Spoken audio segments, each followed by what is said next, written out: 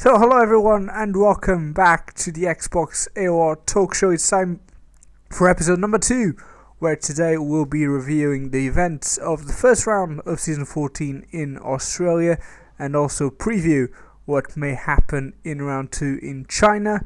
And alongside me is once again James. Hello everyone, welcome back to the talk show. You guys absolutely smashed the support on the first one, lots of nice messages even from some of the drivers, so that's going to motivate us to keep it going, and we're here today for episode number 2, as Pepper mentioned, reviewing Australia and then previewing China, which is either today or tomorrow, depending on when this is uploaded. Yeah, indeed. And starting from the obvious, obviously qualifying, we had the dry qualifying in Australia with the Flying Finn taking pole position ahead of one of our favourites, NR Evo, in second place, nearly 3/10 off, however, of pole time, a 1:21.0 from the Flying Finn, a very impressive lap. Alonso, SCS F1 Alonso in third, ahead of the Welsh Surprise Mayor. Very good qualifying, actually, wasn't quite expecting him so high up. Disappointing from Bamley in 6th and TRL Limers in 7th. More surprising even was TRL Martin, a second away from pole position, and rounding up the 19 drivers we had for the race. It was the 2 SDL guys, SDL Cal and SDL All-Rounder, and also we had a special participation of a reserve driver, Simon, who qualified 16th. But into the race, things weren't looking quite as dry, were they, James? No, definitely not. Full wet race for the start. Also, just to quickly mention, Tyrrell Limitless and Taylor the Vole setting the exact same qualifying time in 7th and 8th, with Bamley only 2,000ths quicker. So, as predicted, it was very close, and I think that's what caught Martin out, maybe corner cutting on one of his laps. So he's down in 13th on the grid, which is obviously not where the Season 10 champion wanted to be starting this race. But yes, as you mentioned, a wet start to the race, which the wet on this game, for me personally, is quite difficult. So it'll be interesting to see if it caught any of the drivers out. But the start overall wasn't too bad, but JD got an absolute flyer of a start, if you'd like to elaborate on that one. Oh, that was... I mean, the actual start wasn't brilliant because he got kind of involved in something, dropped down to 8th for a little bit, but after, let's say, turn 3, I think it was an absolute masterclass of what were the driving from JD, really making up places left, right and centre through the laps, just keep catching and maintaining the gap to the two brothers in front of the race, and it was just quite an exciting start, really, because obviously we talked in the previous episode how rain could shape up things, could change so many things. It didn't change much since Flying Finn was still up there in the races, but it certainly gave a nice touch, and I think JD really appreciated, especially considering his performance right off the get-go on that race. But there was so much action throughout the whole race that was really interesting to see. Again, if you want to rewatch the race, go check Ryan's channel, as the live stream will be there. But JD wasn't the only one who performed extremely well in the rain, James. No, there were a couple of other surprises as well, with people who you wouldn't necessarily expect to be up there, although they were up there in the dry as well. It's Joe, of course, making his debut. He did qualify 5th, but his pace was very impressive, considering I believe he's used the line in the past. But as you mentioned, JD, flying start up to 3rd behind Finn and his brother. But on lap 2, my man NLR Evo, he made a mistake coming out of turn 9 and lost the back end, hitting the wall where Bottas hit it in 2014 in real life, which damaged his wing, and he had to make a very early pit stop for another set of wets, which put him right down the back of the field.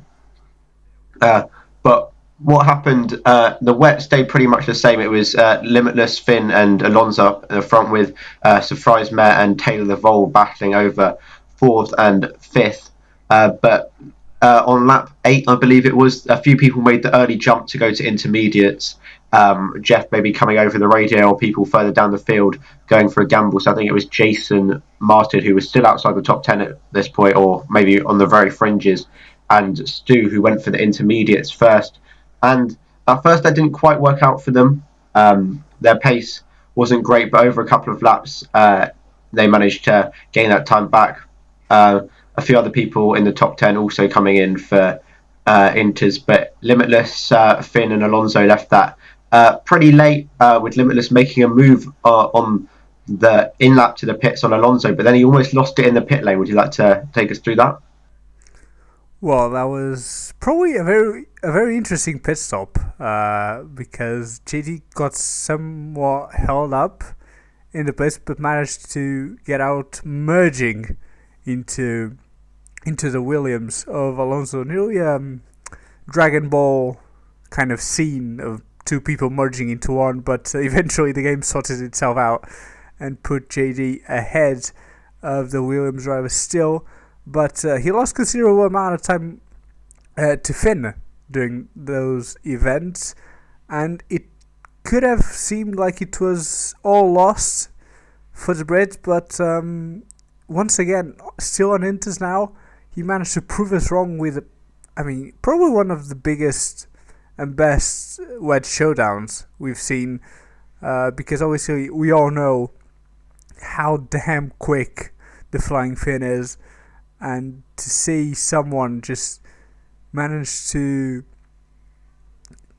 just match him and beat him in pure pace, because obviously, as you said before, wet weather racing on this game is a lot harder than what it has been before, and the amount of precision needed to race in these conditions is still immense. So to see such a battle between those two guys was quite amazing to see, and as well for the few others behind. Obviously, still quite disappointing for some of them, like you already said, Evo with his crash very early on. Martin still didn't make much of the race, finishing then in 11th after JD taking the win by less than a second in the end of Flying Finn. Alonso managed to maintain his third place. There was sadly a lot of penalties in which all-rounder got the win with a total of 15 seconds. But there were so many penalties. Obviously, most of them were only 3 seconds. Taylor got the worst out of it with a 12, losing a couple of places in his debut as well. But do you think, accepting maybe JD, because that would be an obvious vote, who do you think impressed you the most after this first round in Australia? I'm going to have to go for RG Matiz. His drive sort of went unnoticed. He was down in 8th or 9th near the end of the race, but due to penalties, he managed to claim a very solid 5th place on his debut in AOR. Also, like to mention the battle between JD and Finn was immense, so definitely go and watch that back if you haven't already. But yeah, RG Matiz, apart from JD, obviously, is my drive of the day, finishing in 5th. A good race in the McLaren. Also, like to mention that Martin was running in the points, but had to make a second pit stop for Inters due to going onto them very early. So that cost him a point to Evo, who did manage to come home to claim the last point. And Stu, also trying to stretch out his Inters, eventually got a puncture and had to come in as well. So he finished last, 1 minute and 23 seconds behind. But yeah, it was, as you mentioned, JD taking the win by just over under a second rather to the Flying Finn. So 532 days, or however many days it was after his last win, JD did manage to claim his first victory since season 10 Brazil, which was quite a surprise, although we do know that he loves the wet, so he'll be hoping for some more of that in China, unless he decides to do what he did in season 12 again. He'll be hoping that doesn't repeat if that doesn't occur. Alonso came third with a 3-second penalty with Surprise Mare. Did eventually get past Taylor, I believe. Not that it mattered because of Taylor's penalties anyway, to finish in 4th. Matiz, as mentioned, in 5th, with Family making a move on ESR Stone on the last lap to claim 6th. Taylor down in 8th. OMG, it's Joe. Very impressive debut in ninth, even though on the live stream it showed him to be on the wets for the whole race. I confirmed with him that he did actually change over to inters and it was a graphical glitch. Evo in 10th as mentioned, with Martin 11th, Jason in 12th after an incident at turn 1. Simon 13th, although apparently there was a collision between him and Langman, which resulted in Langman's DNF. All-rounder in 14th due to his penalties and cryo lockdown, saying he struggled in the wet, only managing 15th. Stu 16th, as I mentioned. VBR Raikkonen was having a solid race, but he disconnected in the first stint and didn't rejoin. I'm not sure if you're not allowed to rejoin or something because it glitches the game. So he was 17th.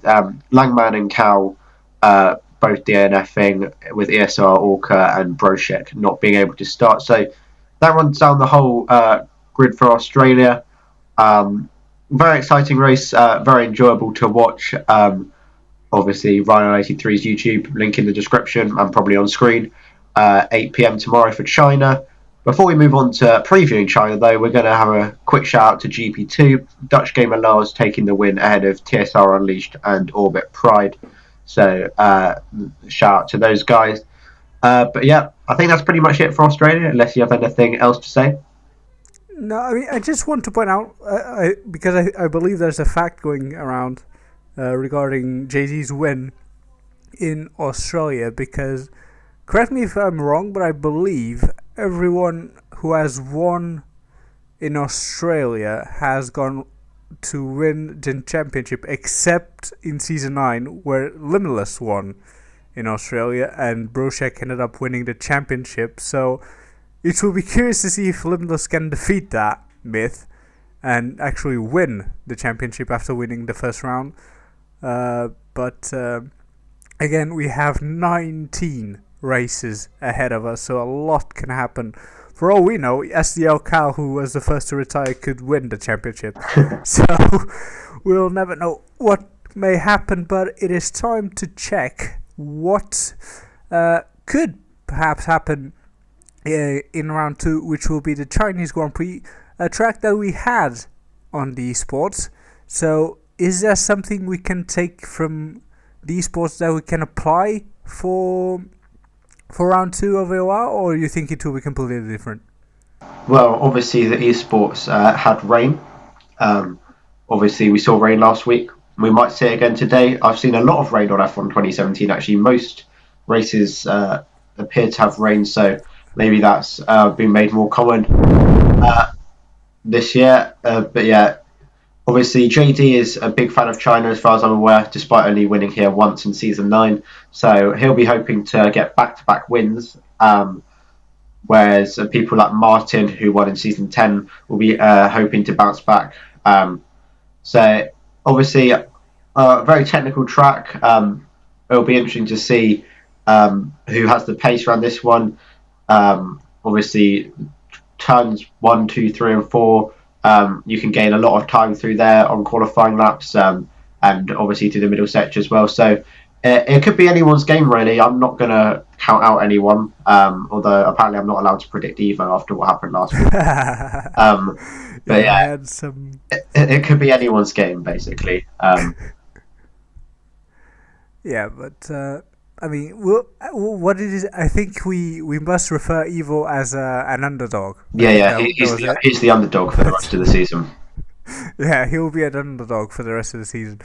But yeah, obviously we are expecting a few other drivers to bounce back from what wasn't really an ideal first round, as the likes of Martin, Jason as well, Stu. I mean, I think Stu as well can do better. Lockdown, likewise, VBR Raikkonen.